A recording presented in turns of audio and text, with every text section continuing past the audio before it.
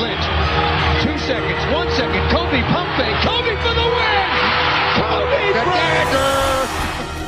1-2. He loops out to left field. Going to be a tough play. Jeter on the run, makes the play, and flies into the stands. Oh, what a play by Derek Jeter. Roethlisberger, last time, throws to the back of the end zone, and it is caught for a touchdown by Holmes.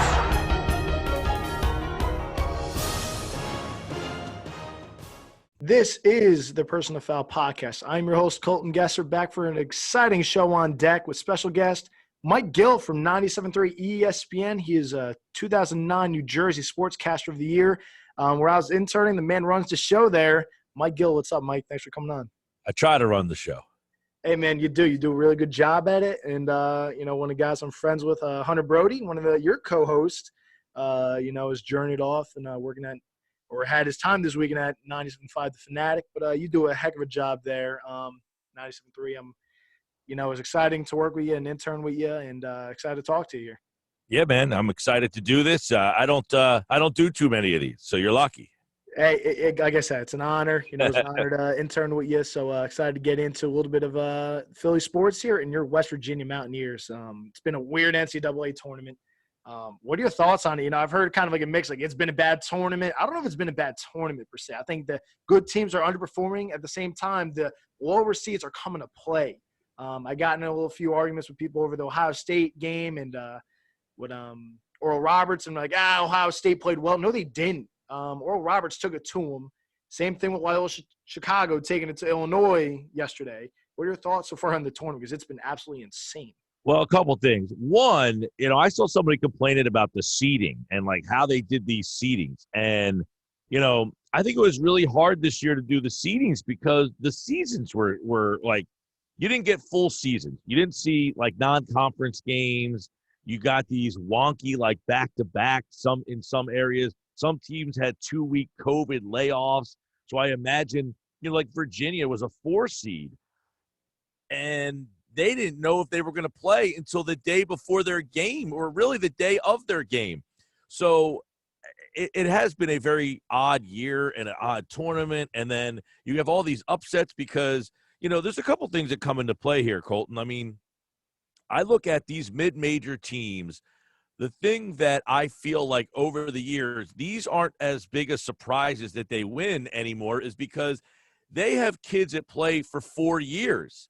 They don't have kids that go to the NBA. Yep. These other programs have these one-and-dones, and if 1 year, one of those one-and-dones gets hurt, or this year with COVID or something like that, these teams that have stayed together, this Loyola Chicago, they were in the Final Four a couple of years ago, and they've built off of that.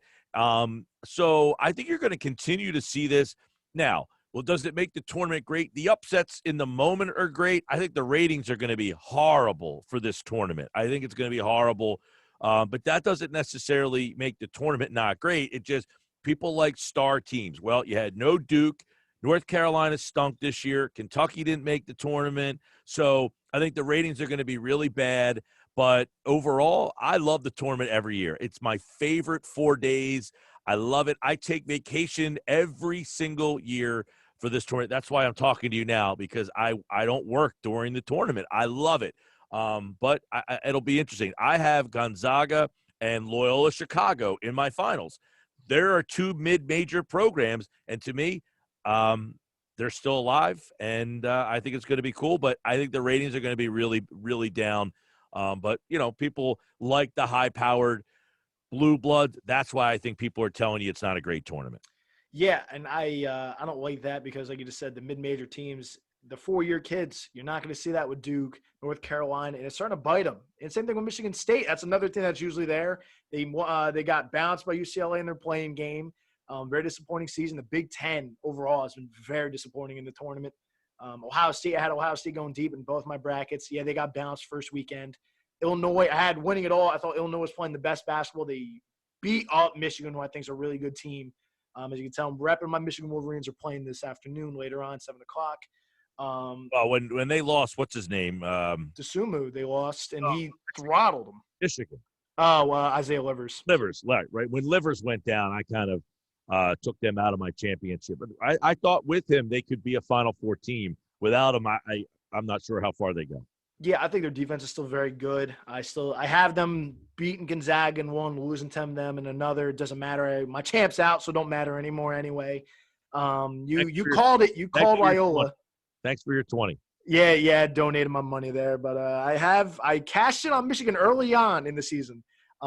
Before the season even started, I put money on Michigan to win the whole thing, and I'm looking pretty, and I'm banking on that now. Like you said, Isaiah Livers is huge with the injury. We'll see how that pans out. Well, I'll tell you, I'm a big NCAA basketball fan. You mentioned I went to WVU, disappointing as usual. But until the NCAA or the NBA gets rid of this one and done, you're getting bad basketball. It stinks. I mean, the NBA needs to go to what baseball does. If you want to play and come right out of high school, fine. Come right out of high school. But if you make the decision, you got to play 3 years just like they do in baseball because you got horrible product. These players are coming to the NBA. They're not ready.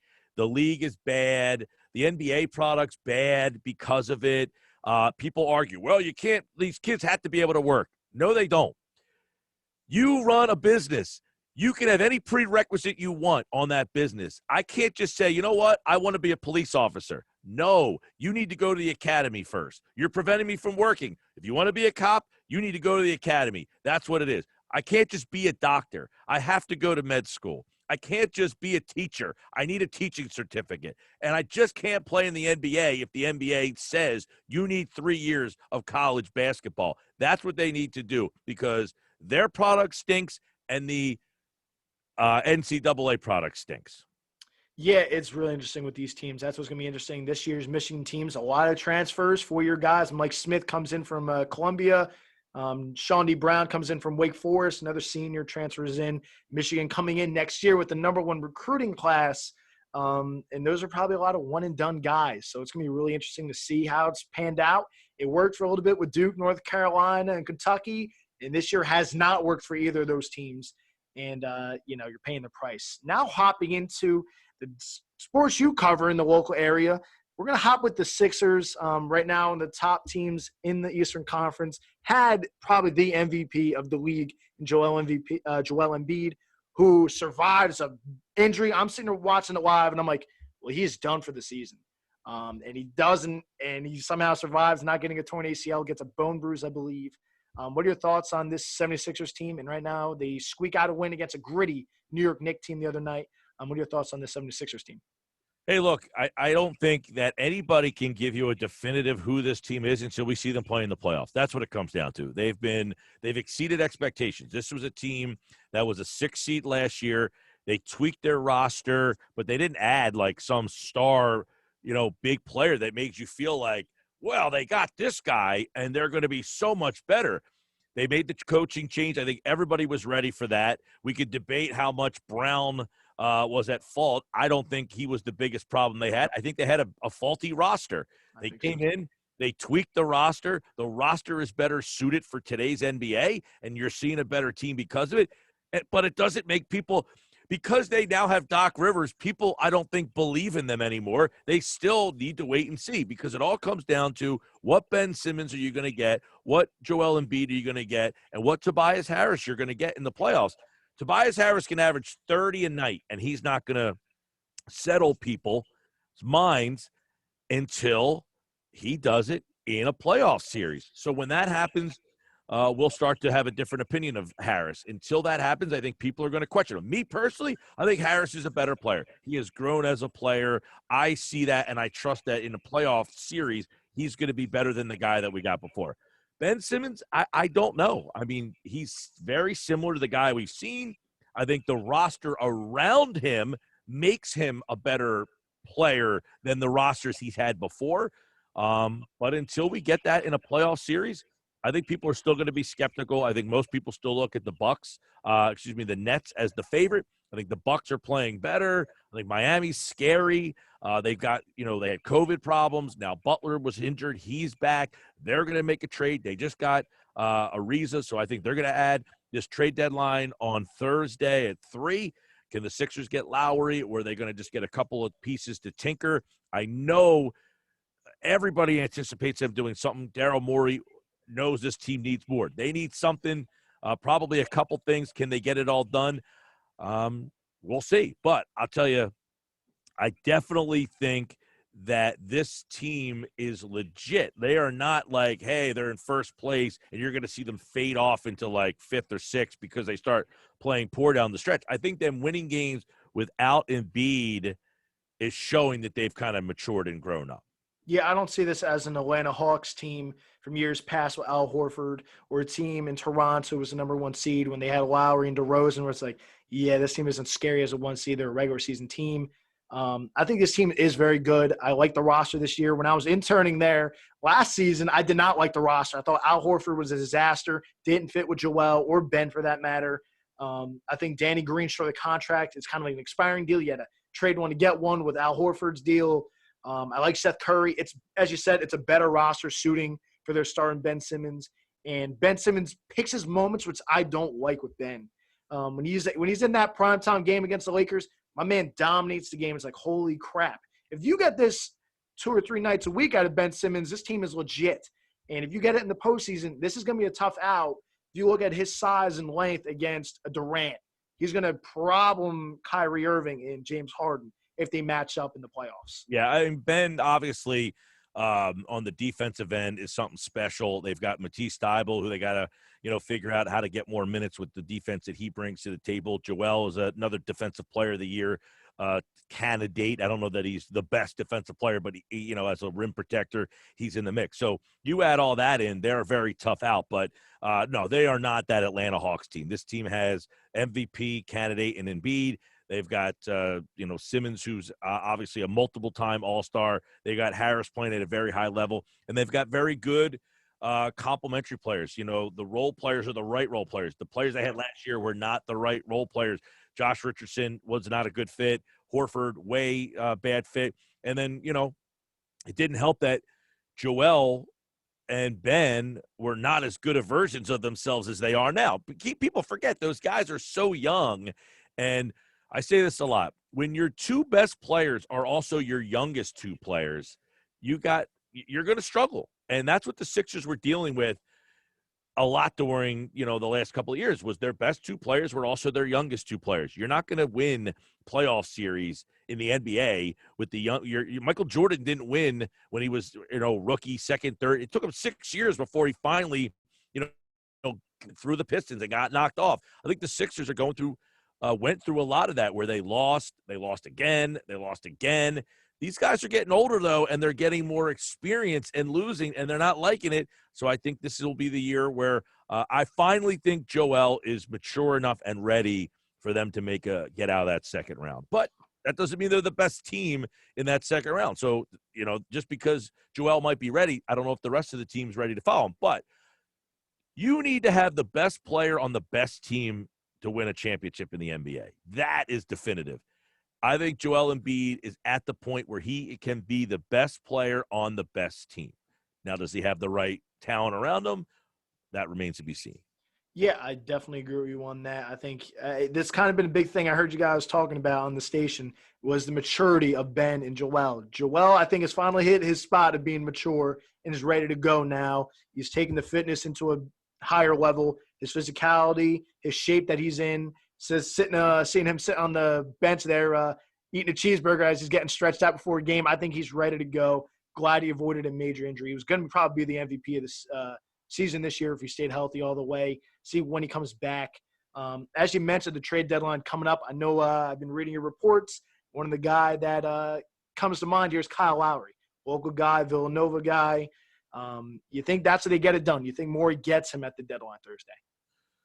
Well, it appears that it's the Sixers and the Heat that are the two favorites to land him. I think the Sixers, look, from everybody that I've talked to, the Sixers have the most assets. They have 7 expiring contracts.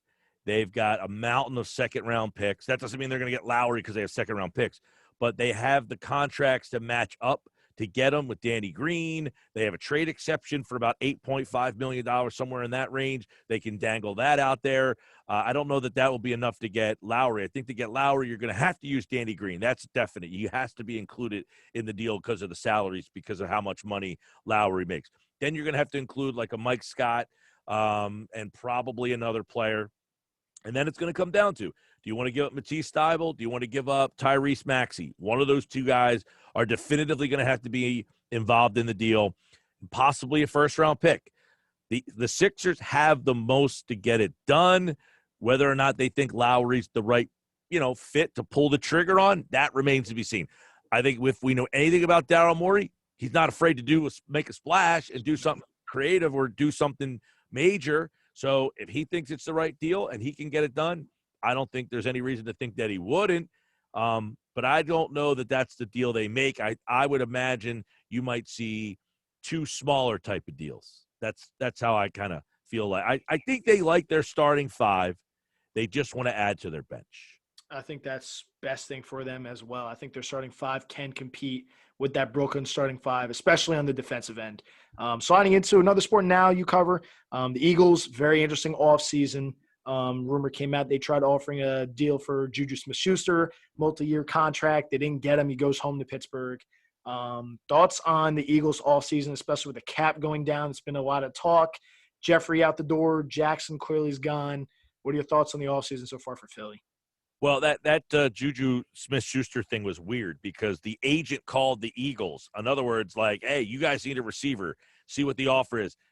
He had to know they didn't have any money to offer him. Apparently, they offered him more money than the Steelers did, but he decided he wanted to go back there. The Ravens offered more money. He did not have a good year last year, so he decided, hey, I'll go back to Pittsburgh, stay with what I know and see if I can do it again next year. This is a team that's in transition. I mean, they got the quarterback trade with Wentz. They got what they could. I don't think they had very many offers. They took the one offer I think they had. I've kind of advocated going with Hurts. I mean, Watson's got all sorts of problems going on right now, so who knows where that thing's going to lead. But if the problems, whatever happens with these problems, if he ends up staying and playing and not getting suspended and you can get a player of that magnitude, you do it. Other than that, I stick with Jalen. There's not 5 players in the league I can think of that I would trade that number 6 pick for. I think Watson would be one. Mahomes, obviously, that's not happening. Russell Wilson, if I can get him. There's not too many guys I'm giving up the 6th pick in the draft for. So if I can get Deshaun Watson and he doesn't have this legal problem hanging over his head, I would do that. Other than that, I'd stay with Hurts. I've said all along, I think the Eagles' offensive line, if healthy, is one of the best in football. You win on the offensive line. I think the problems they had this year all almost universally stemmed from how bad their offensive line was. They don't have great weapons. They have capable weapons. Dallas Goedert's a very good tight end. Miles Sanders, a very good running back. I don't know what to expect from Jalen Reagor. I think Nick Sirianni will put him in much better position to be successful. So you have a couple of guys there. I think at number 6, you can get a talented player to help this offense out. They got Anthony Harris over the weekend. Pretty nice signing. I thought on a 1-year, $5 million deal, I thought they got a steal. If they can get another player on that defensive side of the ball that can start, maybe like an Adoree Jackson, I know is visiting with them. I don't know where else. I mean, Fuller would have been nice. He ended up going to Denver. They can get someone to play across from Slay. Their line should give them another decent year. We know what their linebackers are. I thought Singleton played, capable last year. Micah Parsons would be great if they can get him at 6, but then, of course, you're not getting that player to help your offense out. So I don't think this team is as dumpster fire as many others will lead you to believe. I think that's the easy, lazy thing to say. It's, they stink. They're a mess. People don't like Howie Roseman. I don't love the guy, but I don't think he's the worst GM in the league. The guy won a Super Bowl. The team has consistently been a winner. They have one back-to-back losing season in his tenure. I mean, they're doing something right. People just don't like the guy.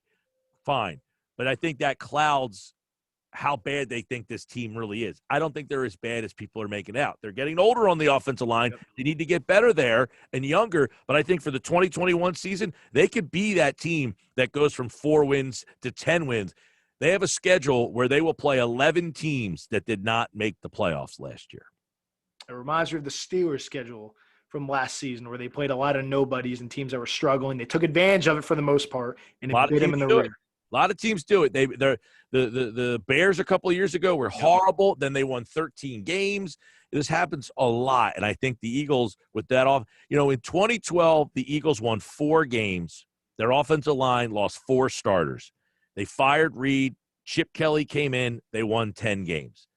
I feel like a lot of symmetry here where the offensive line was a complete disaster. They fired the coach. The new coach will get the offensive line back, and then all of a sudden, wow, you start winning games because your offensive line's healthy. Offensive line's huge. I think that's what bit the Steelers in the rear end. As you just said, the Eagles' offensive line is going to be getting healthy. Lane Johnson played all season on a banged-up ankle. He tried getting through many games. Brandon Brooks out for the whole season. Didn't even play a snap. I think that plays in a big factor. He's coming back. Jason Kelsey restructures his deal, comes back. I think that plays a huge factor for this Eagles team. Yeah, I mean, keep in mind, they lost Dillard before the season started. Now, people just don't like Dillard. Why? Because Howie Roseman drafted him, so he's got to stink, right? Well, that's not how it works. He might be able to play. We don't know. They had Jordan Mailata play left tackle, played pretty well. By the way, Howie Roseman drafted him, too, in the 7th round. Pretty good find. Sayamala ended up getting hurt. They lost Brandon Brooks, as you mentioned. They lost Lane Johnson, who played barely half the season. Then the problem became you lost Dillard, signed Peters to play guard to replace Brooks. Well, then you needed Peters to play tackle to replace Dillard, and then Peters got hurt. So then you had to replace Peters. Then you needed to replace Peters at right guard. You went with Nate Herbig. Well, then Herbig ended up getting hurt. Well, then you needed to replace Herbig with Driscoll, who was playing tackle because Johnson got hurt. Well, then you moved Driscoll to right guard, and Johnson got hurt again, so you had to move him out there. Matt Pryor was playing right guard, left tackle, right tackle. You can't win like that. You just can't. So the offensive line injuries were 13 different line combinations in 16 games. It's outrageous. It's outrageous. And if the quarterback was half competent last year, they probably win half the games they lost. I was just going to say, I think they had 12 or 13 different offensive line starts. You just confirm 13 for me. Yeah, I think Jalen Hurts deserves an opportunity. I think the Eagles organization didn't give Wentz the right tools to succeed there. It looked like Doug didn't want him at times. It was like, give me Jalen. And it succeeded at moments where it's like, look, I got Jalen. Look what I can do with this offense. Again, J.J. Arcega-Whiteside really hasn't panned out to what we expected at Stanford. Jalen Reagor was an interesting pick. At TCU when it was pretty much a lock. I felt like every mock draft I saw, it was Justin Jefferson at LSU. They don't go Jefferson. He has the season that he had in Minnesota. I think that also is easy to pounce on the Eagles for not taking him. I think that also comes into play here. I do think Jalen Hurts deserves a shot at it. Do you see the Eagles? I know when I've heard you talking about this coming up draft, Kyle Pitts would be a really interesting piece there on the offense. As pretty much a lot of people are saying, probably one of the best tight ends to play the game if he comes out and is what they expect him to be. Do you see the Eagles possibly trading back with the way teams want to get a quarterback in this draft? What are your thoughts on that? Well, obviously, if they get a deal, trading back would be huge for them into that 8-9 range. There's a couple teams, Carolina, that might want to move up, Denver, that might want to jump ahead of them or get into their spot. So, yeah, I think trading back is a fantastic idea if the right deal comes up there. Kyle Pitts, you mentioned, I've talked about him a lot. Love him. I think, and people are saying, well, what are you taking a tight end for? This kid's not a tight end. He's just an offensive weapon. I mean, he's a receiver. He's a tight end. He's an H-back. He's a this guy. He's a that guy. He's an everything guy. So he's a guy that's a difference maker for your offense. That's what he is. He doesn't have a position. He's just difference maker. I'd take him at 6. I'd take Jamar Chase would be my next pick. Micah Parsons, Patrick Surtain. Those are the 4 guys at number 6 that I like. If someone wants to make me an offer and those guys are still on the board and I can get back 3 or 4 spots and know that I'll get one of those 4, I would take Smith. I would take Weddle too. But those are my favorite 4 spots right there. I would do it. So there's enough guys that I think you can drop back to 8 because all the quarterbacks that are going to go plus Penei Sewell. I'm not interested in taking a quarterback. I'm not interested in taking a left tackle. I have Dillard. I have Mailata. I'll let those 2 guys battle it out. I'll take Hurts, and I want him to show me before I take a quarterback. or a tackle. So I'm looking at the skill position on the outside or Pitts and the linebacker or corner spots. Final question from me regarding the Eagles and for the show is the way they handled Carson Wentz. I have a few Eagle fans that I'm friends with, and they hated the way Philly handled things. They hated what they got it back. They hated what they did to him. Pretty much the famous quote that I saw, and I got a few chuckles out of, was Doug Peterson saying, "This kid's great as long as we don't ruin him." And it kind of seemed like the organization failed him. I felt like you got the guy out, the hero, Nick Foles, and you got him out of town, which was good for Carson. It was his team. It was his ride now. This is his puppy. And then they draft Jalen Hurts, which was a mind boggler here. It was like, what are you doing? I get you need to back up Wentz, and he hasn't been necessarily the healthiest, but I think they failed him personally. I want to hear your thoughts on what they did with Wentz. I mean, look, the things that happened, you could say, well, that wasn't conducive to putting him in a great position. Well, that's partly his fault. I mean, Aaron Rodgers, they drafted Love in the first round. He went out and had his best season ever. You can put all that stuff to rest, or you can let it seep in to why you don't play well. I think it was a little bit of both. I think the team didn't – I mean, they paid him the money. Wasn't that enough for him to say, hey, we want you to be our guy? So if he's had any thoughts of, well, why did you draft this quarterback? Well, you get hurt a lot. We need a quarterback, and we value that position. We won a Super Bowl based on the fact that you got hurt, and we were prepared and had a quarterback that could handle that. So – yeah, was it ideal that they drafted a quarterback in the second round when they had other holes? Probably not. But that's where he has to just put that to rest. He wasn't able to do it. He had the interview that he said the other day where at the Green Bay game, he kind of like realized that this might be it for him. It essentially was like, hey, I don't want to be here anymore. And he still had season left.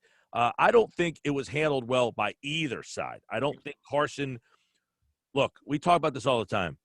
Some people just aren't the right fit for the right town in a town. When things were going good, Carson, it was masked, but ultimately, he's not a city guy. He had a house out in the middle of Salem County in New Jersey where it's out in the middle of nowhere, like this just wasn't the best environment for him.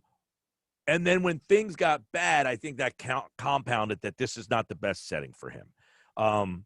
If things are going good, yeah, we don't realize it. He lives out in the middle of nowhere. He likes to do that. No, because things are going good. But when things aren't going good, it's wow, like this might not be the best spot for him. So I don't think either side handled it all that well. I think the Eagles realized that they had a guy who was stubborn, tough to coach, that was a little weak-minded at times. Yep. Didn't get along with everybody, or not almost they didn't get along. I don't know if that's fair, but wasn't inclusive of everybody, meaning like, hey, you have to talk to the first receiver like you talk to the eighth left tackle. You have to have everybody. You're the leader, and I don't know that he handled that role very well. And maybe that's not his fault. Like, we're all a product of our environments.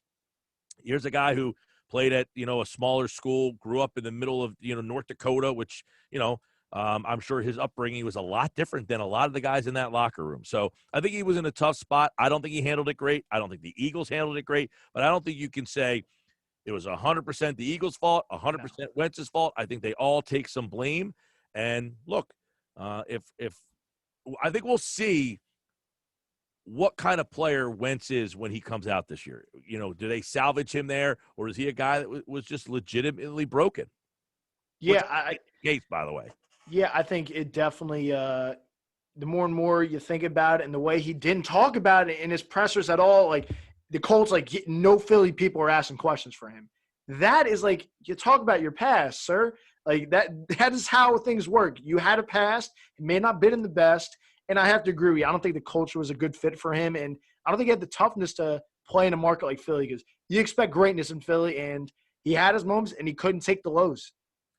Yeah, I mean, when he was playing well and he was going to be the MVP of the league, I mean, he's on top of the world and everybody loved him. They love you here when you're great, and they're irrationally hard on you sometimes when you're not. But that comes with the territory of playing in a lot of Northeast towns, particularly Philadelphia. I mean, it's one of the more irrational, passionate fan bases. I say irrational all the time. That's not a knock. That just, people love sports more than their families sometimes, which is a little out of whack, but that's just the way it is. It makes what we do great. It makes every day doing what we do, intriguing and interesting because people care about it so much. So what we do where we live is a lot more fun than doing it in Kansas City or, in Cincinnati, where, Indianapolis for that matter. Yep. But you're going to get a lot of irrational takes. Well, thank you, Mike, for coming on. You can hear Mike from 2 to 6, Monday through Friday on the Mike Gill Show on 97.3 ESPN. Thank you for coming on, Mike. Colton, man, anytime, no problem. A lot of fun. And, of course, let's go Loyola, Chicago. Win this thing for me. That's right, man. You got him there. And hats off to you for getting that one right. You could check out the rest of the shows for the Personal Foul Podcast on Spotify, Apple Podcasts, YouTube, wherever you get your shows. That's where we're at. Check out our latest show with Colin Thompson and 2-time Super Bowl champ Matt Starks from the Pittsburgh Steelers. And that is a wrap for the Personal Foul Podcast.